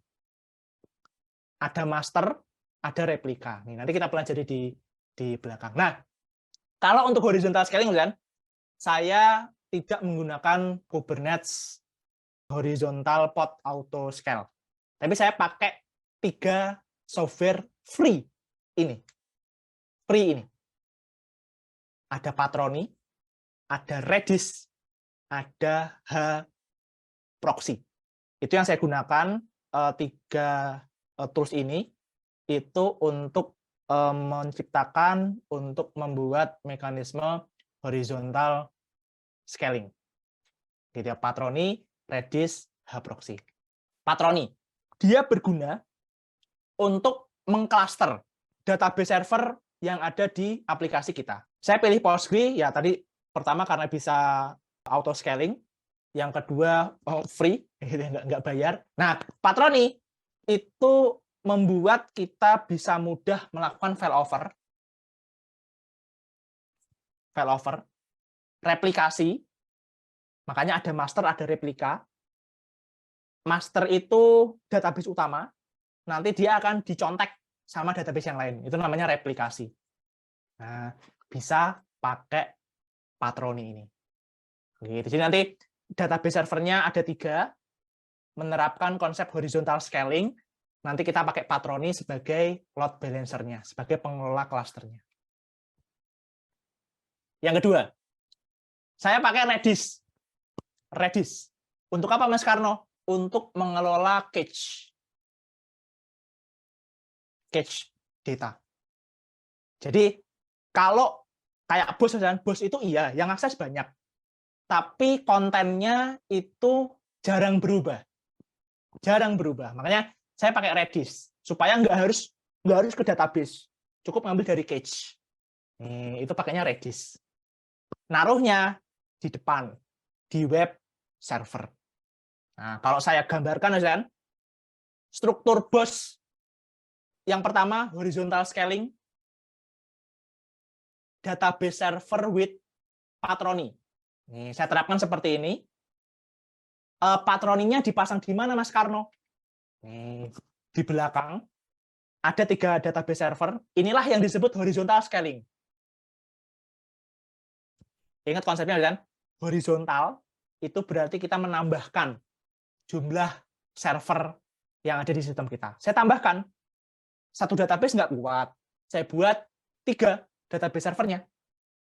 DB Node 1 sebagai master, DB Node 2 sebagai replika, DB Node 3 sebagai replika. Nah, itu adalah konsep horizontal scaling. Walaupun saya gambarinya vertikal ya, tapi ini bukan vertikal, ini horizontal. Karena nambahin jumlah servernya. Ini mekanisme horizontal scaling. Saya buat database-nya ada 3. Saya kasih Patroni untuk bisa mengcluster, untuk bisa melakukan failover. Di mana, Mas Karno? Di sini. Saya siapkan 1 server yang digunakan untuk mengkonfigurasi Patroni. Gitu ya. Untuk load balancer database servernya. Di Patroninya di sini. Jadi, kita butuh 4 server. 1 untuk load balancer-nya sebagai installer untuk Patroninya. Yang ketiga ini database server. Kita install Postgre di sana. Nah, ini mekanisme horizontal scaling. Dan lihat panahnya, lihat panahnya. Saya buat di sini, panahnya bolak-balik. Ada master, ada replika. Data utama masuk ke sini dulu. Nanti akan di copy paste, dicontek, bahasa Jawanya diturun oleh replika di atas sama replika di bawah. Nah, ini mekanisme horizontal scaling. Kita bagi menjadi beberapa server, biar nggak tertumpuk di 1 server. Gitu ya, biar nggak tersentral di 1 server. Takutnya nanti down, nggak kuat. Patroni bisa membuat mekanisme failover, auto failover. Jadi begitu ini down, kita pindahkan ke sini. Bapak mungkin paham ya, kita database itu punya 2 mekanisme, ada read, ada write. Read itu untuk baca data, write itu untuk menulis data. Biasanya, read itu hanya bisa terpasang di replika dan master. Replika, master semuanya bisa nge-read, pasti. Nah, biasanya yang nge-write, nambah, hapus, update, itu biasanya hanya ke master. Jadi begitu masternya down, kita nge-read kemana nih Mas Karno? Si patron yang menentukan, oke, kita nge-read ke DB Note 2. Nah, misalnya seperti itu. Nah, ini adalah mekanisme horizontal auto scaling, auto failover, auto load balancing, itu menggunakan patroni di sini. Terakhir, biar lebih kuat lagi, sekali lagi, auto scaling itu gunanya supaya server kita kuat, diterpa badai gitu ya, diterpa topan pengaksesan aplikasi gitu ya. Yang akses banyak biar kuat, itu auto scaling. Redis di depan. Ingat tadi Redis digunakan untuk membuat cache. Jadi kalau datanya nggak berubah, jarang berubah, itu cocok pakai Redis. Nanti tinggal ngambil historinya setiap 10 menit sekali atau 30 menit sekali gitu ya. Biar apa? Biar dia nggak diteruskan sampai belakang. Dia di stop sampai Redis biasanya sudah menampilkan datanya. Itu Redis sebagai cache server. Nah, selain itu, bos jalan. Nah, ini untuk rekan-rekan yang mungkin baru masuk atau baru terjun ke dunia Linux administration, saya sangat menyarankan storage server itu dipisah. Storage server dipisah dengan database server, dengan web server. Jangan semuanya dicampur aduk jadi satu. Wah, itu berat tuh, Selan. Gitu ya, berat. Termasuk nanti kalau Bapak sekalian belajar microservice. Gitu ya, microservice itu juga penerapannya idealnya dipisah-pisah per setiap servernya. Gitu ya. Terus ada manajemen untuk monitoring grafik pakai Grafana. Kemudian VPN server untuk kita ngakses ke internet internalnya Polri. Biar nggak dihack gitu ya, pakai VPN. Nah, gitu ya. Ini mekanisme BOS. Dan dia pakai cloud private. Sekali lagi, private. Masuknya ke private di Divtik Polri. Termasuk IP-nya IP private ini. Gitu ya, bukan IP public. Gitu ya. Nah, tapi kan ini bertahan sekitar 1 tahun. Di 2023 ini, saya tambahkan satu software lagi. Namanya H-Proxy. H-Proxy. Ini juga mendukung mekanisme untuk horizontal scaling. Gitu ya, H-Proxy. Gunanya untuk apa, Mas Karno? Untuk load balancer, untuk web server, untuk aplikasi berbasis web. Jadi dia akan menyeimbangkan beban lalu lintas kerja dari si server webnya. Nah, ini kan patroni itu di belakang di database Postgre. Kemudian kalau untuk H-Proxy itu di depan di web server. Nih, jadi dia akan menyeimbangkan pembagian beban antara web server yang ada. Sekaligus namanya kan proxy, untuk proxy server. Gitu ya. Untuk meneruskan permintaan klien sesuai dengan server back-end-nya. Nah, itu H-Proxy. Jadi saya pakai 3 tadi ya, Patroni, Redis, sama H-Proxy. Nah, H-Proxy-nya dipasang di mana, Mas Karno? Ingat ya, tadi kita punya horizontal scaling di belakang, di sini. Tapi, supaya BOS ini lebih kuat lagi diakses sama 2 juta pengguna, saya pasang lagi horizontal scaling di depan, di server web. Yang mana, Mas Karno? Yang ini ya, lihat ya, tadi di gambar sebelumnya, hanya satu. Hanya satu. Saya buat biar lebih stable lagi, biar lebih nyaman lagi diakses, lebih reliable lagi, saya pasang 2 web server. Nih, horizontal scaling, web server with H-Proxy. Saya pasang di sini. H proxy-nya dipasang di mana, Mas Karno? Di depan. Nah, H proxy plus Redis. Gitu ya, H proxy plus Redis kita pasang di depan, di sana. Biar apa? Nanti Redis-nya jalan untuk catch, untuk catching, H proxy-nya untuk membagi beban ke sini atau ke sini. Jadi, misal ini tampilannya error, gitu ya, pindahkan ke sini dan sebaliknya. Nah, makanya ini adalah konsep horizontal scaling. Kita tambahkan jumlah servernya, mau server web, mau server database. Nah, gitu ya, itu konsepnya.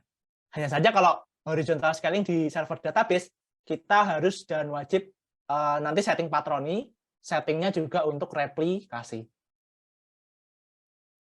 Gitu ya. Jadi ada H proxy, Redis di depan, di server web, database-nya itu kita pasang patroni. Nah, alhamdulillah sejauh ini SIPP dan BOS itu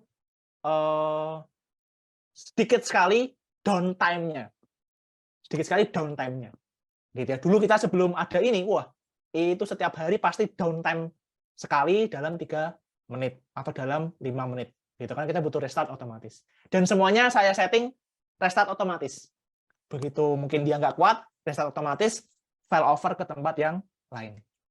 Nah, ini horizontal scaling di web servernya. Kalau tadi itu di database servernya. Pakai patroni. Nih, kalau yang ini kita pakai H proxy untuk di web server. Nah, gitu ya, di sini. Nah, kalau boleh jujur, Rozan, ini 12 server ini yang saya gunakan untuk BOS. Jadi BOS itu bukan hanya satu server, tapi ada 12 server. Ya, untungnya waktu itu Divtik masih ngasih ya, kan? Masih ngasih 12 server ini. Nih, jadi kan ini rinciannya.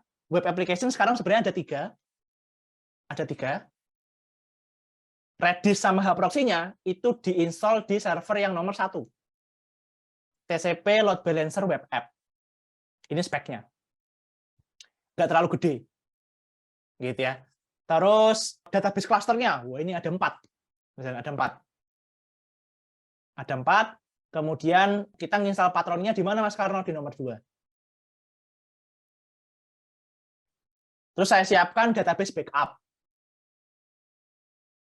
untuk membackup setiap hari, gitu ya. Kalau amit-amit ada kenapa-napa, kita bisa ngambil dari database backup.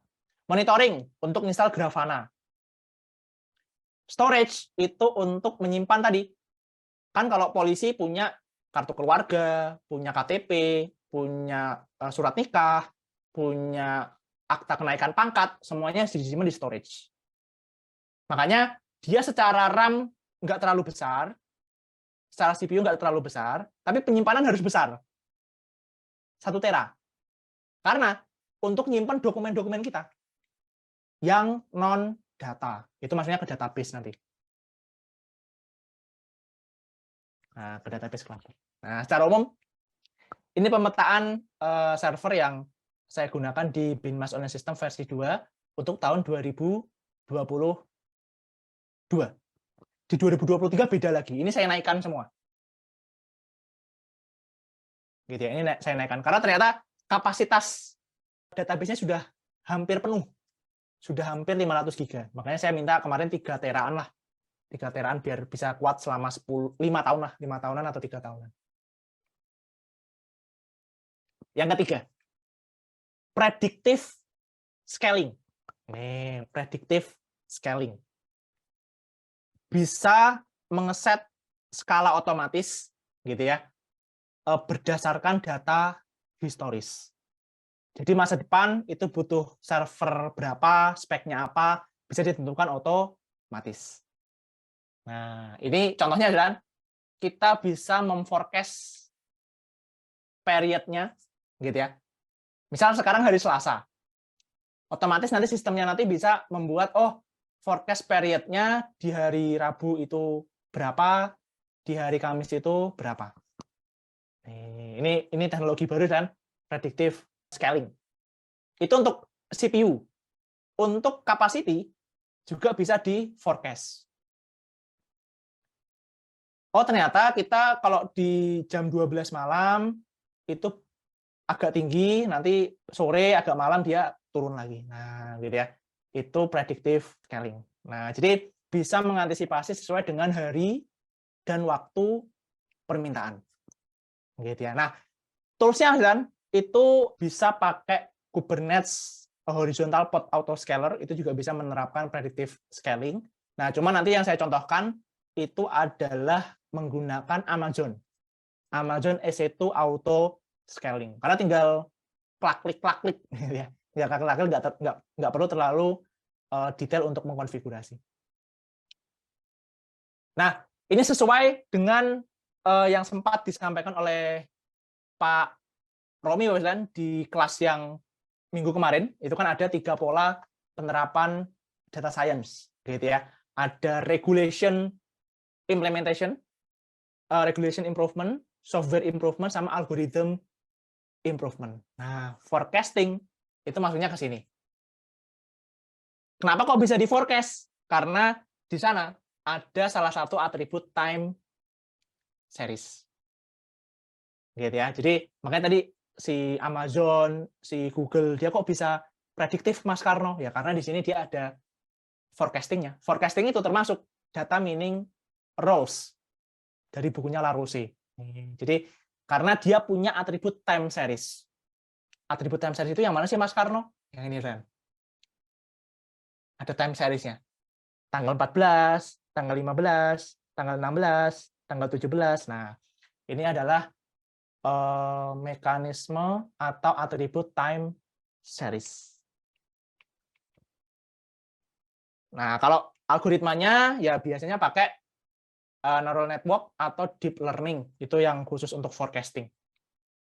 Jadi sama dengan estimasi. Nah, ini artinya dari time series. Jadi ada durasi waktunya. Jadi kita nggak bisa predictive scaling langsung di hari H atau di hari pertama.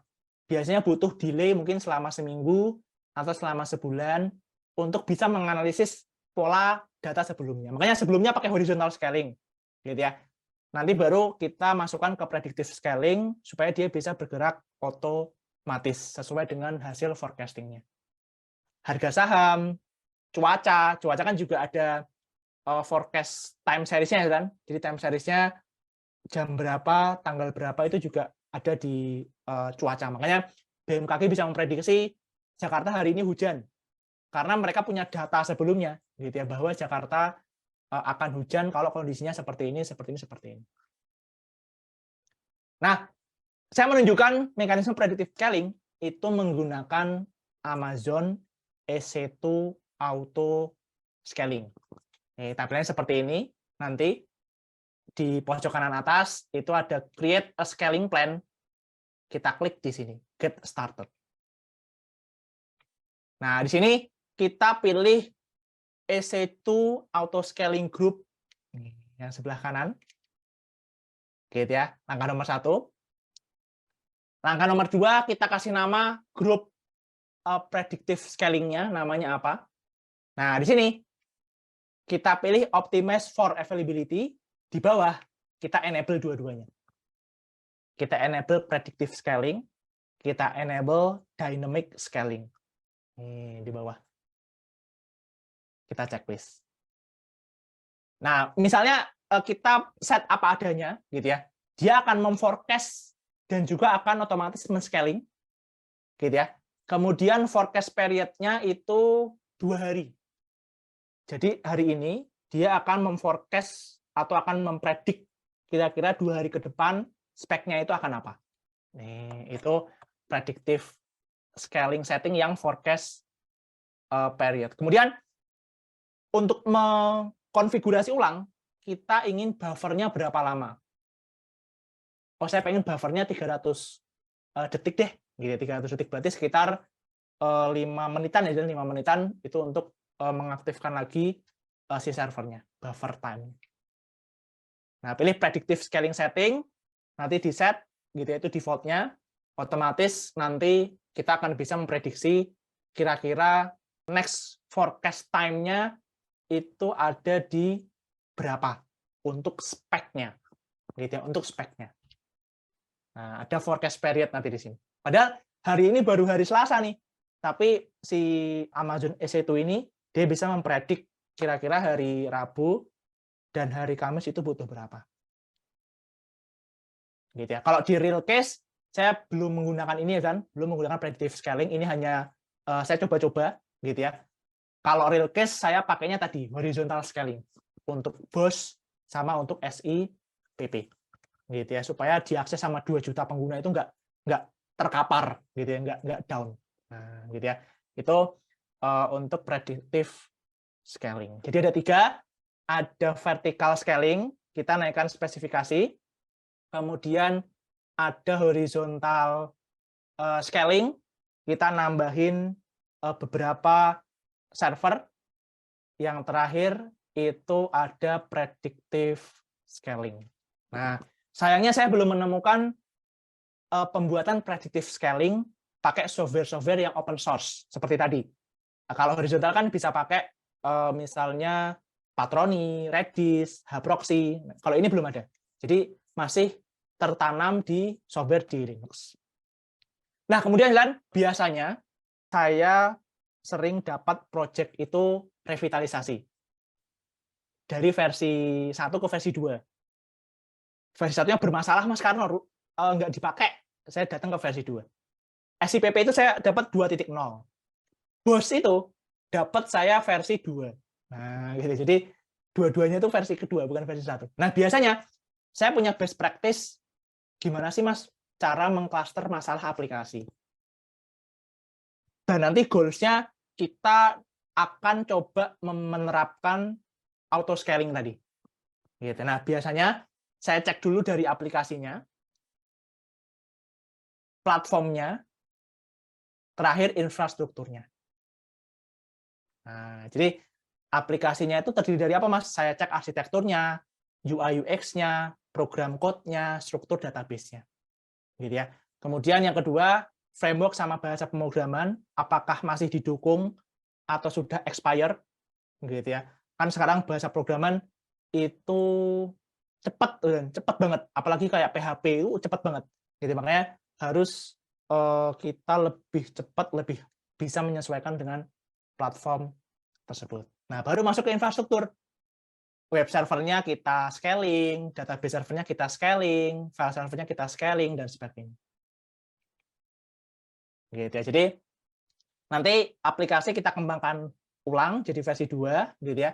Platform sama infrastructure, kita tingkatkan platformnya, infrastructure-nya, sama security-nya. Gitu ya. Nah, kayak seperti ini kan, saya punya deployment diagram seperti ini. Nah, di sini ada kekeosan, gitu ya, ada kekeosan yaitu dari web server, kalau pengen masuk ke database, harus masuk dulu ke API. Jadi dari web masuk ke API, dari API masuk ke database. Ini SIPP versi yang pertama. Nah, saya lihat ini bottleneck nih, gitu ya, bottleneck. Mungkin orang awam pun sudah tahu ya, kok mau ke database harus lewat API dulu. Dari web ke API, API ke database.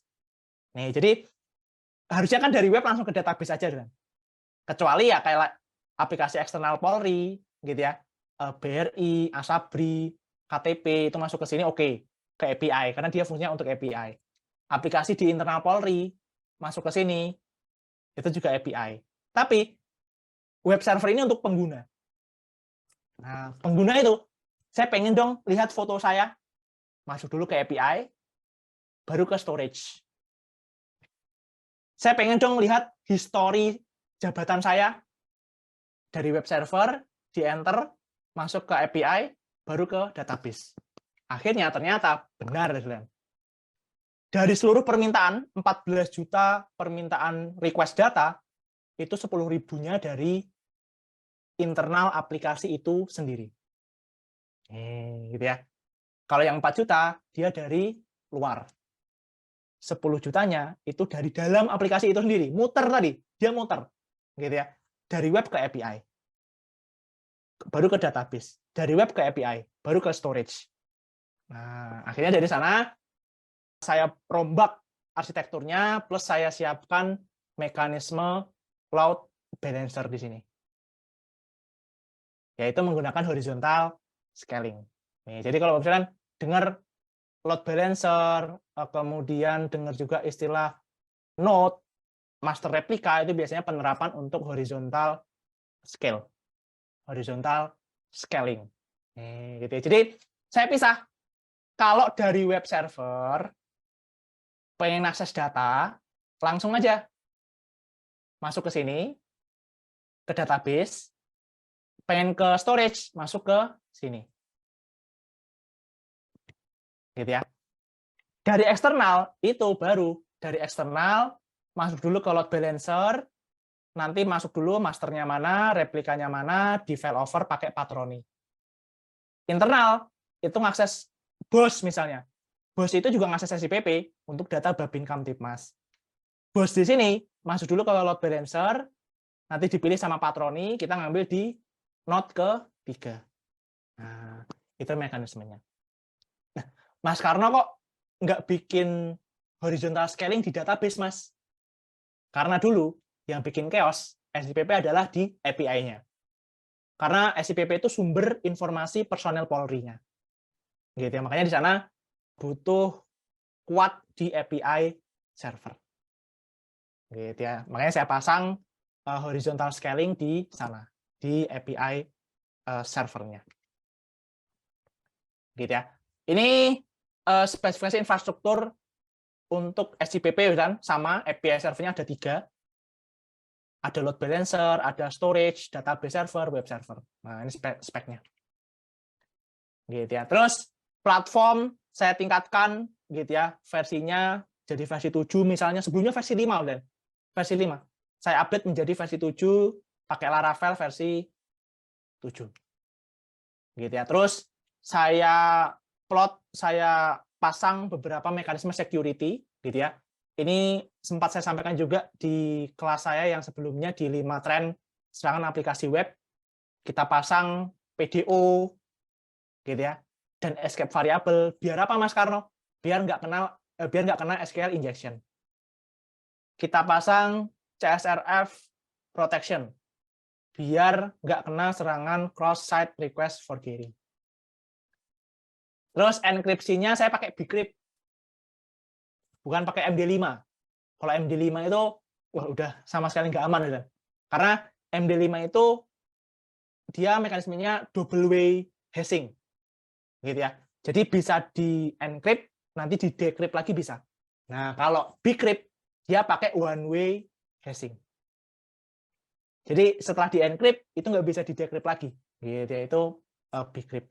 Terus pakai 2FA. Login konfirmasi email, login konfirmasi WhatsApp. Nih, gitu ya, untuk mencegah phishing. Nah, ini kalau di security. Nah, kemudian berkaitan dengan load balancer dengan auto scaling, itu biasanya bisa dilakukan juga mekanisme pentest, penetration testing, vulnerability testing, gitu ya. Dan yang pernah saya alami itu menggunakan Acunetix dan Rapid7. Gitu ya. Ini kalau pakai Acunetix, jadi lebih ke vulnerabilities, lebih ke security, kira-kira dia ada kerentanan atau tidak, gitu ya. Terus Rapid7, nah ini yang pentest sekaligus vulnerability testing. Dan di Polri, Baharkam Polri, di Polri itu setiap 3 bulan sekali harus pentest. Harus pentest, biar nggak ada masalah. Security-nya dicek, terus balancing-nya juga dicek. Kalau diakses sama 2 juta pengguna gimana? Gitu ya. Makanya scanningnya itu lama. Kami terakhir scanning di tanggal 20 Juni, itu 15 jam. Scanning BOS itu 15 jam. 12 server di scanning semua. Sambil di pentest. Nah, secara umum, vulnerability-nya aman, low, dan informational. Pentestnya masih oke. Nih, pentestnya masih oke. Gitu ya. Dan ini mekanisme kalau kita pengen meningkatkan versi konfigurasi yang ada di web server atau database server. Gitu ya. Web server boleh pakai Apache, boleh pakai Nginx. Cuma sebenarnya kalau saran saya pakai Nginx, kan? Itu lebih kuat ya. Jadi saya dua-duanya bos sama SIPP karena basisnya web. Saya pakai web servernya itu pakai Nginx atau Nging kalau orang awam yang nyebutnya. Postgre. Nah, kebetulan saya pakai Postgre di Polri, kan? Dan mekanismenya nanti bisa dituning berdasarkan PGTune. Nah, ini mekanisme sebenarnya salah satu cara kita men-scaling secara vertikal, tapi manual. Nih, manual scaling. Kita pengen menaikkan spek buffer. Kita pengen menaikkan max connection atau menurunkan. Nah, jadi nanti PGTune itu dimasukkan spesifikasi servernya, dia akan ngasih saran seperti ini.